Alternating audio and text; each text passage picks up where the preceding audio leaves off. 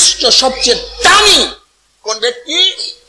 যে কোরআন শিক্ষা দেয়, কোরআন শিক্ষা নেয়। সবচেয়ে দামি কিতাব কোরআন, এর চেয়ে দামি কোনো কিতাব নেই। সবচেয়ে দামি কোরআন।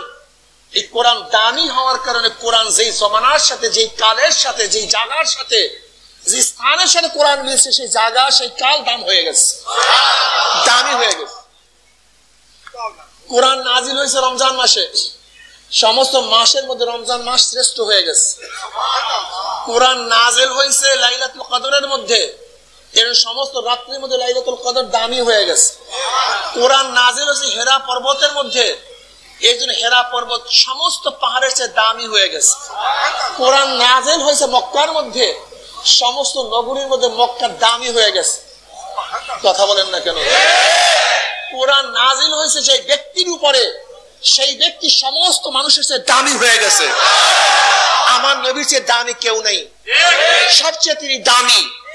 কোরআনকে যে কাগজে লেখা হয় সেই কোরআনের কাগজটা দামি হয়ে যায়, যে কালি দিয়ে লেখা হয় সেই কালিটা দামি হয়ে যায়, যে গিলাফ দিয়ে কোরআনকে আবৃত করা হয় সেই কাপড়টাও দামি হয়ে যায়। কোরআনকে যে কাঠের উপরে রেহালের উপরে রাখিয়ে পড়া হয় সেই কাঠটাও দামি হয়ে যায়। কোরআন যেহেতু যেখানে যেখানে লাগছে সেটা দামি হয়ে গেছে, কোরআন যে কলমের মধ্যে সিনার মধ্যে থাকে সেই সিনাটাও সবচেয়ে দামি হয়ে যায়। ইয়াতলু আলাইহিম আয়াতিহি, এর জন্য কোরআন তেলাওয়াত করতে হবে, কোরআন পড়তে হবে। কোরআন জানা ছাড়া কেউ আসলে পূর্ণ মুসলমান হতে পারে না, কোন মুসলমান হতে পারবে না। কোরআন আপনাকে জানতেই হবে। এর জন্য প্রথমেই আয়াত নাজিল হয়েছে ইকরা, পড়ো। দেখেন হিন্দুদের মধ্যে দলিতরা পড়াশোনা করতে পারে না, যারা হিন্দুদের মধ্যে নিচু জাত তাদের পড়াশোনা করা সবচেয়ে বড় অপরাধ। আপনারা জানেন কিনা আমি জানি না। আপনাদের দেশে হিন্দু আছে না? আপনাদের কাছে যারা হিন্দু আছে তাদের প্রশ্ন করবেন যে ভাই হুজুর তো বলছেন যে তোমাদের মধ্যে দলিতরা নিচু জাতেরা নাকি পড়াশোনা করলে এটা মহা পাপ, কিন্তু ওরা বলতে চাইবে না। হিন্দুদের মধ্যে যদি কেউ দলিত নিচু বংশের মানুষ পড়াশোনা করে এটা বহুত বড় পাপ। আপনারা জানেন আম্বেদকর যিনি ভারতের সংবিধান রচনা করছে সেও কিন্তু দলিত। দলিত বুঝেন তো? একেবারে নিচু বংশের, যাদের সাথে ব্রাহ্মণরা ক্ষত্রিয়রা দেখা সাক্ষাৎ করে না, একসাথে বসে না, এক টেবিলে খায় না, ঘরে উঠতে দেয় না, মন্দিরে ঢুকতে দেয় না, এরও দলিত। তা আম্বেদকর যিনি, যাকে ভারতের মানুষ বাবাজি আম্বেদকর বলে, সে কিন্তু দলিত বংশের।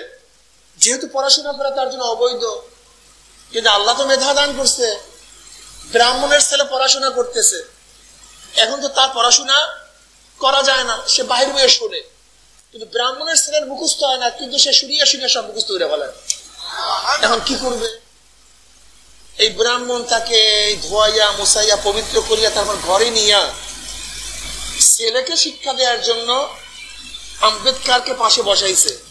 সে আম্বেদকর এত জ্ঞানী হয়েছে, এত জিহিনী, যে ভারতের সংবিধান রচনা করছে আম্বেদকর, যাকে গোটা ভারতের মানুষ বাবাজি আম্বেদকর বলে।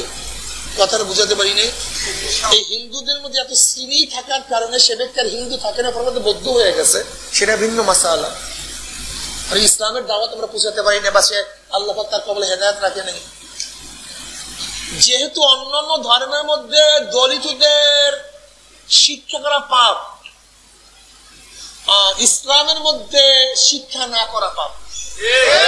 পার্থক্য বুঝেন তো? ইসলামের অন্যান্য ধর্মের মধ্যে শিক্ষা গ্রহণ করা দলিতদের, আর ইসলামের মধ্যে শিক্ষা গ্রহণ না করা পাপ। এই জন্য ইসলামের সূচনাই পড়ো, আমর পড়ো, অথচ আমাদের সন্তানেরা পড়ে না। অধিকাংশ ইসলামের সন্তানেরা, মুসলমানের সন্তানেরা নাস্তিক হওয়া, বেঈমান হওয়া, ফাসিক হওয়া, ইসলাম না বুঝার মূল কারণ হলো পড়াশোনা না করা। পড়াশোনা, তারা ইংলিশ মিডিয়ামে পড়ে, অনেক কিছু জানে, কিন্তু কোরআনের প্রতি আগ্রহ নেই। নবীর জীবনী সম্পর্কে জানা নাই, ইসলামের মহত্ব সম্পর্কে তাদের কোনো জ্ঞান নাই। দেখবেন আমাদের মুসলমানের সন্তানের সাম্যবাদ দিয়ে চিল্লাচিল্লি করে। কি বাদ? কমিউনিজম। কেন? যে কমিউনিজম যদি প্রতিষ্ঠিত হয় তাহলে মানুষ শান্তি পাবে, মুক্তি পাবে। যেহেতু তাদের কাছে লাল বই, চীনা বই, কালমাস মৌসুতুনের বই আসছে, তারা ভাবছে যে এই বইগুলি যে থিওরি, এটা অ্যাপ্লাই করলে মানুষ শান্তিতে বসবাস করতে পারবে। অথচ জানোয়ার জানেই না যে মুসলমানদের মধ্যে, ইসলামের মধ্যে কত বড় সাম্যতা। এর চেয়ে বড় সাম্যতা গোটা দুনিয়ার মধ্যে নাই। এই কপাল পুরো জানেই না, বিশ্বাস হয় না। আমি একটা উদাহরণ দিলে বুঝতে পারবেন। লেনিনের নেতৃত্বে রাশিয়ায় কমিউনিজম বিপ্লব হয়েছে। কিসের জন্য ভাই? সাম্যতা বাস্তবায়নের জন্য। কি বাস্তবায়নের জন্য? সাম্য। বোঝেন তো? সবাই সমান, সবার অধিকার সমান, সব দিক থেকে সমান, সব দিক থেকে সমান। এখন আমরা প্রশ্ন করতে চাই, লেনিন সাহেব আপনার নেতৃত্বে কমিউনিজম বিপ্লব হয়েছে সাম্যবাদের উপর, কমিউনিজমের উপরে, কিন্তু আপনি যে খানা খান, আপনার দেশের ঋষি, কামার, মজদুর, মুসি এবং শ্রমিক কি একই খানা খায়? তাই সাম্য হলো কোথায়? আপনি যে পোশাক পরেন, আপনার দেশের ঋষি, কামার, মজদুর কি একই পোশাক পরে? আপনি যেই ঘরে থাকেন, ঋষি, কামার, মজদুর কি একই ঘরে থাকে? সাম্যতা কোথায়? অথচ ইসলামের মধ্যে সাম্যতা কি? জনগণ যেই কাপড় দিয়া পোশাক বানাইছে, ওমর ইবনে খাত্তাব একই কাপড় দিয়া পোশাক বানাইছে। জনগণ যেই খানা খাইছে, জনাবে মুহাম্মদ রাসূলুল্লাহ সাল্লাল্লাহু আলাইহি ওয়াসাল্লাম, কথা বলেন না কেন মিয়া? একসাথে বলেন নাকি? যদি বাহিরে বৃষ্টি পড়তো 1 ঘন্টা, নবীর ঘরে বৃষ্টি পড়তো 8 ঘন্টা। বৃষ্টি থামার পরে তার চালটা ছিল খাজুর ডালের, খাজুর পাতার। তাহলে বৃষ্টিও শ্বাস কিন্তু টপ টপ টপ করে পড়তেই আছে। সাম্যতা বোঝেন নাই? আলিউল মুর্তজা রাদিয়াল্লাহু তাআলা আনহু ফরমান, হে গোটা দুনিয়ার মানুষ, সরদার দু আলম সাইয়্যিদুল আম্বিয়া মুহাম্মদ আরবি আলাইহিস সালাতু ওয়াস সালামের কলিজার টুকরা কন্যার ঘটনা শুনো। কার? সরদার দু আলম সাইয়্যিদুল আম্বিয়া মুহাম্মদ আরবি আলাইহিস সালাতু ওয়াস সালামের কলিজার টুকরা ফাতেমার ঘটনা শুনো। ফাতেমার অবস্থা এরকম, আটার চাকি ঘুরাতে ঘুরাতে তার হাতের মধ্যে ঠোসকা পড়িয়া গেছে। পানির মস্কর টানতে টানতে তার কাঁধের উপরে দাগ লাগিয়া গেছে। ফাতেমার এবং আমার বিছানা ছিল একটাই, সেটা কি? একটা ছাগলের চামড়া। চামড়া। কয়টা বিছানা? কিসের? ওই বিছানা আমরা রাত্রে ঘুমাতাম। আবার একই চামড়ায় দিনের বেলায় জানোয়ারকে চামড়ার উপর খাদ্য দিতাম। সাম্যতা বুঝেন? গোটা দুনিয়ার কোন থিওরি, কোন থিম, কোন আদর্শ এই সাম্যতা দেখাতে পারবে না। Challenge, challenge. Omar ibn Khattab রাদিয়াল্লাহু তাআলা আনহু, অর্ধজাহানের বাদশা, সাম্যতার ঘটনা শুনেন। আমি বললাম না, ইয়াকুব তো ইসলাম সম্পর্কে জানিই না, বিদায় তো কালমার্স, মৌসুদুন, Abraham Lincoln, Socrates, Plato, Aristotle, Montesquieu, Locke, Rousseau, এই সমস্ত হাবিজাবি নিয়ে এরা চিল্লাচিল্লি। ইসলাম সম্পর্কে জানাই নেই। মুসলমান যখন সিরিয়া দখল করছে, বাইতুল মুকাদ্দাস দখল করছে, সেখানে পাদ্রীরা বলতে, দেখো আমাদের কিতাবের মধ্যে লেখা আছে তোমাদের মুসলমান খলিফা এই তালা খুলবে। এই দেখো কিতাবের মধ্যে লেখা, তোমার খলিফা ব্যতীত আমরা কার কাছে চাবি দেব না। দেখো তাকে। ওমর ইবনে খাত্তাব রাদিয়াল্লাহু আনহু রাজি হয়ে গেলেন, রওনা করলেন। তখন তো আর প্লেন, ট্রেন, গাড়ি নেই, উট বা ঘোড়া সওয়ারি ছিল। ওমর ইবনে খাত্তাব রাদিয়াল্লাহু ঘোড়ার উপরে এসে উটের উপরে রওনা করলেন। তো উটের রশি ধরিয়া টানতে হয়, তা গোলাম তো রশি টানতেছে, ওমর ইবনে খাত্তাব রাদিয়াল্লাহু তাআলা উটের উপরে, হঠাৎ তিনি চিন্তা করলেন আমিও মানুষ, ও তো মানুষ, আমি আরাম করবো, কষ্ট করবো, এটা তো হয় না, ওর তো অধিকার সমান। এবার ওমর ইবনে খাত্তাব রাদিয়াল্লাহু বললেন, গোলাম তুমি উপরে ওঠো, আমি রশি টানি। কিভাবে সম্ভব? মুসলমানদের জন্য সম্ভব, ওঠো। এবার পালা বদল, একবার গোলাম নিছে মালিক উপরে, আর একবার মালিক নিছে গোলাম উপরে। আল্লাহর কি কৃষ্ণা, যখন সিরিয়ার দরজায় গেছে, গেটের মধ্যে ঢুকবে, তখন পালা পড়ছে ওমরের রাদিয়াল্লাহু তাআলা। এখন গোলাম বলতেছে আপনি রশি টানবেন, আমি উপরে থাকবে, কেমন হয়? না, পালা তো আমার, পালা পরিবর্তন করা যাবে না, পালা পরিবর্তন করা যাবে না। একটা মিসাল দেখাও, গোটা দুনিয়ার মধ্যে রাষ্ট্রপ্রধানের একটা মিসাল দেখাও, দুইটা না, একটা দেখাও, দেখাও আমাকে। আল্লাহর কি কৃষ্ণা, সমস্ত ইহুদি এবং খ্রিস্টান পণ্ডিতরা ওমর ইবনে খাত্তাব রাদিয়াল্লাহু খলিফাতুল মুমিনিনকে রিসিপশন জানাবার জন্য, রিসিভ করার জন্য সবাই আসছে, ফুলের মালা তোরা, সবাই তাবু ধরছে। এখন ওখানে গভর্নর বলতেছে তোমরা যাকে তাবু ধরছে উপরে, সে হলো গোলাম, আর যে রশি টানে সে হলো মালিক।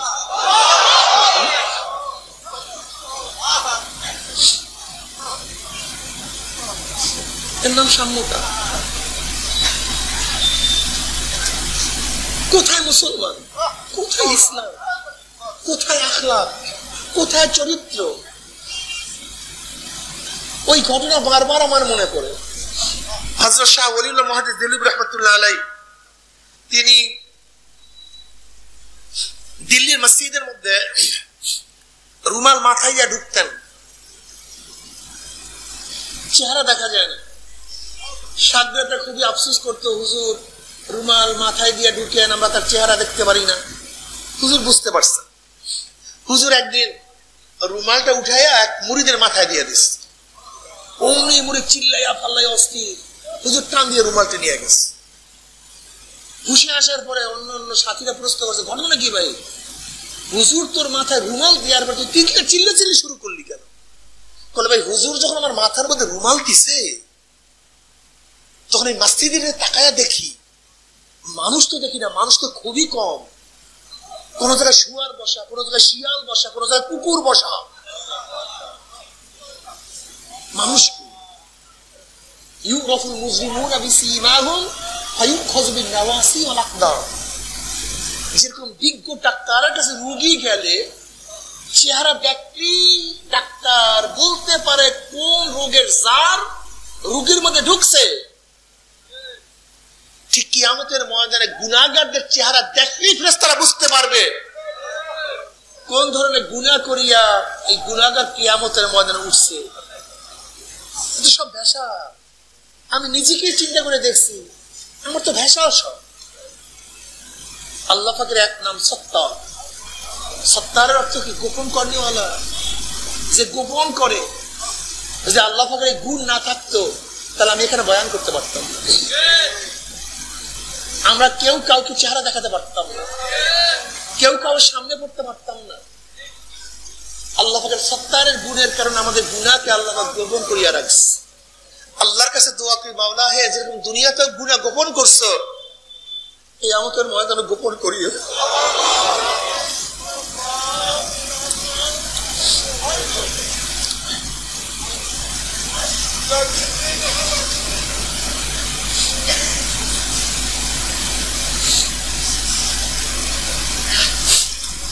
আজকে আমরা ক্ষমতার জন্য পাগল।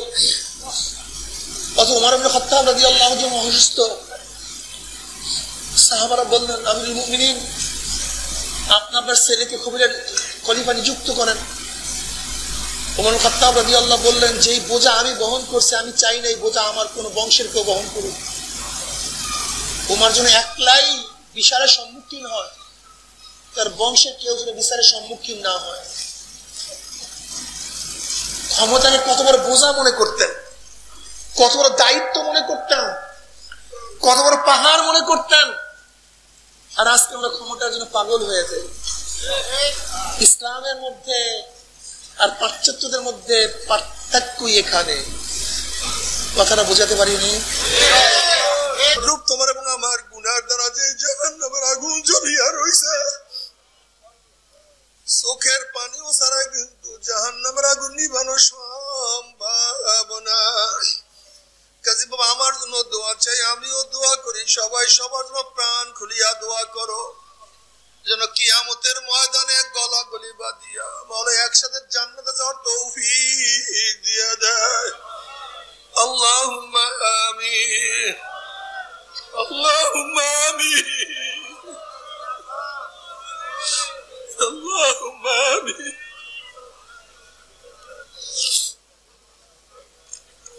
মাওলারে কতিপয় গুনাহগার বান্দা গুনার বোঝা মাথায় নিয়ে তোমার শাহী দরবারে হাত তুললাম রে মাওলা, দয়া করে মায়া করে তুমি আমাদের জিন্দেগির সমস্ত গুনাহ খাতা মাফ করে দাও আল্লাহ।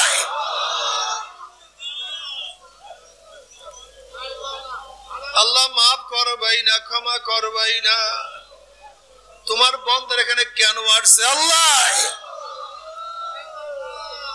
সন্তান অন্যায় করিয়া মাপ না পাইলে মার কাছে মাপ পাওয়ার আশা করে, ভিক্ষুক এক দরজায় ভিক্ষা না পাইলে অন্য দরজায় ভিক্ষা পাওয়ার আশা করে। আমরা তোমার দুয়ারের ভিক্ষু, তুমি দেখাইয়া দাও, তারাইয়া দাও, আর তোর দরজা নাই রে মালিক, আর তো কোন দুয়ার নেই আল্লাহ।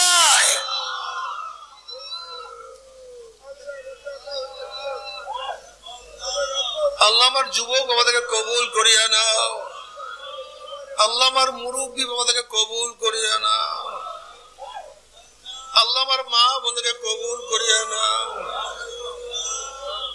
আল্লাহ আমরা যারা হাত তুললাম জানি না কার মা নাই, বাবা নাই, স্ত্রী নাই, সন্তান নাই, দাদা নাই, দাদু নাই, নানা নাই, নানু নাই। আল্লাহ যত মোমেন মোমেনাত মুজাহিদরা কবরে শুয়ে সবার কবরে আযাবকে মাফ করে দাও।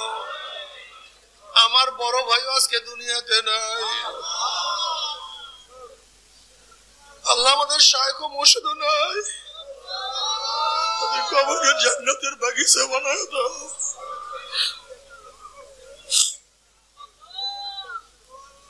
আল্লাহ মা দাদা সহ তামাম দুনিয়ার মাশায়েখদের মাকামকে জান্নাত মধ্যে বুলন্দ করে দাও। আমাদের আহলে আওলাদ কুমার খাস গোলাম বান্দা হিসেবে কবুল করে নাও। রব্বির হামহুমা কামা রব্বায়ানি সগীরা। وصلى الله تعالى على خير خلقه محمد وآله وأصحابه وأزواجه وأتباعه أجمعين وارحمنا معهم برحمتك يا أرحم الراحمين. বসেন ভাই, উঠছেন না? ওয়ালাইকুম আসসালাম। সবাই বসেন। আমরা প্রত্যেকের শরীরের সাথে ডাইন হাত লাগাবো। সবাই তওবা করি, সবাই তওবা করি। প্রত্যেকের শরীরের সাথে ডাইন হাত লাগাবো বসি।